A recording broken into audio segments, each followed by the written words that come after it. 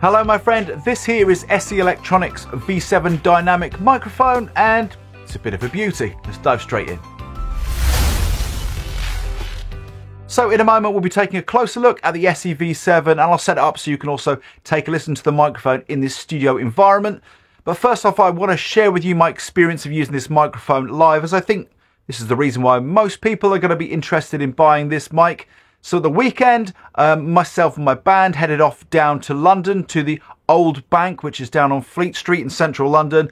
It was a corporate do. We were setting up our own PA. It's a great opportunity to put this microphone through its paces. Now, unfortunately, we didn't get to do a full sound check. Got to do a line check just using our in-ears. But even just using the in-ears straight away, I could hear how crisp and clear this microphone is. Now, something else that was really interesting is that I know that the PA typically, when it gets to about 2 o'clock, starts to feedback. Obviously, that changes a little bit from venue to venue. But I'm using, and have been using for quite a long time, an Audix OM2, which is definitely a crisp and clear and sometimes a bit too lively microphone. Now, the amazing thing with this is it kind of had all that crisp clearness coming through, but I could just keep on cranking. Straight away, I recognised that the feedback rejection on this mic compared to the OM2 was a lot better. And that's a big factor to consider if you are a travelling band, setting up your own PA. You know, having a microphone that's not going to be twitchy and squealing back at you just makes the whole sound checking process so much easier. But also, if you are performing on stages with a separate sound guy and you want to use your own microphone, I think you could certainly produce this one from your kit bag with confidence. Okay, so with the microphone now plugged in, I think you can already see it's a really, really nice looking dynamic mic, especially if you compare it to sort of other typical dynamic mics, which are usually just a little bit boring.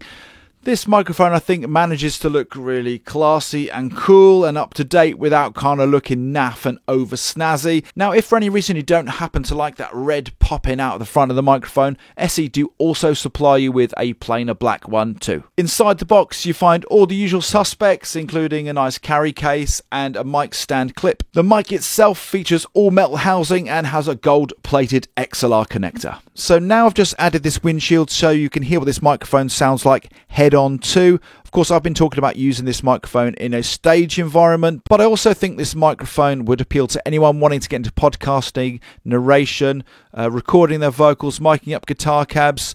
This microphone's a great choice. Price-wise, the SE V7 sits around £75, so it's a fair bit cheaper than its obvious competitor, Shure's SM58, but almost exactly the same price as this Audix OM2. Unfortunately, I don't have an SM58 with me in the studio today, but I do have this mic, so sitting at exactly the same price point, I thought it'd be a fair comparison. Hello, my friend, just interrupting this video for a moment to ask you a question.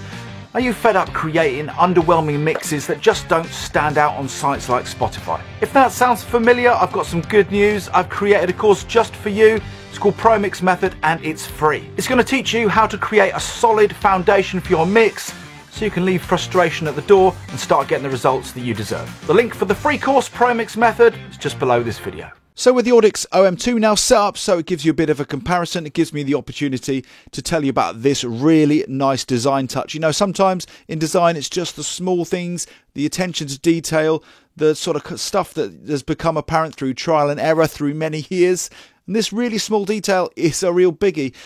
Now, if you put microphones down on the stage, most brands are going to irritatingly roll around or roll across the stage. But SE have designed this beveled edge around the circumference of the microphone mesh, which stops the microphone from running away from you when you put it down. It's a really nice touch. Back with the SE on the mic stand, and I think you've already got the gist that I think this is an excellent choice for stage vocals, but I also think this is a very respectable choice for studio vocals too, so I'm going to grab a guitar and give you a quick demo.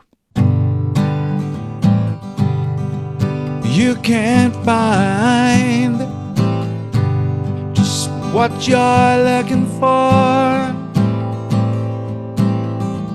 Take the fluid from your brakes and let it waste upon the floor. Let it go.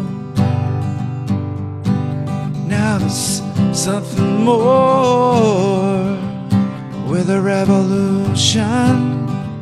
So I think that SE have pulled out an absolute blinder with this V7 dynamic mic. It manages to combine the presence and clarity of the OM2 but with the robustness and feedback rejection of Shure's SM58. Not only does it sound the business, but it looks the business too. It's got super solid construction. You know, in short, if you're looking for a really good dynamic mic around the £75 mark, you definitely want to be checking this one out. A big thanks to the guys over at SE Electronics for sending this microphone in for me to try out and review. But to be totally transparent, this wasn't a paid video and all the thoughts on this microphone in this review are my own. If you want to find out more about these microphones or purchase one of these microphones, please do use the links below this video. Using those links gives me a little bit of a kickback and helps me to keep creating review videos like this.